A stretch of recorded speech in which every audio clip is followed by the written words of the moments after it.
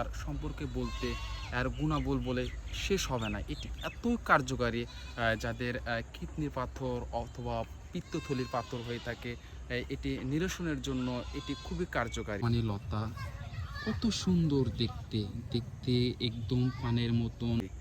গ্রাম্য ও ভাষায় এটি আমরা জার্মানি লতা বলে থাকি, বা এটি বনজ আমরা বলে থাকি। জঙ্গলে এটি প্রচুর পরিমাণ হয়ে থাকে।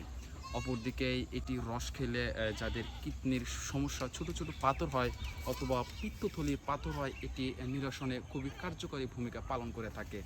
অপরদিকে এই গাছটি সাধারণ মানুষ নিয়ে যায়, নিয়ে তাদের গরু অথবা ছাগলকে তারা খাওয়ায়। বাংলাদেশে এটি প্রচুর পরিমাণ এটি বনজ এই লতাটি জন্মায়।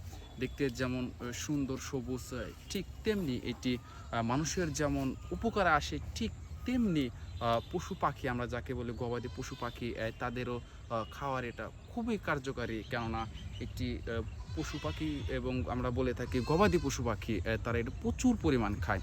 সবুজ হওয়ার কারণে এটি যেমন তাদের উপকার করে শরীরের, তাদের অপরদিকে মানুষের ঠিকই তেরকমই উপকার করে।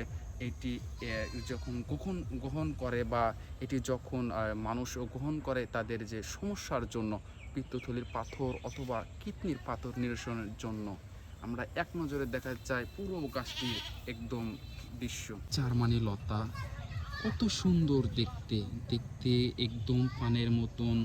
এটি খেলে মানুষের কিডনি অথবা পিত্তথলির পাথর নিরসন হয়। গ্রামে প্রচুর পরিমাণে এটি পাওয়া যায়।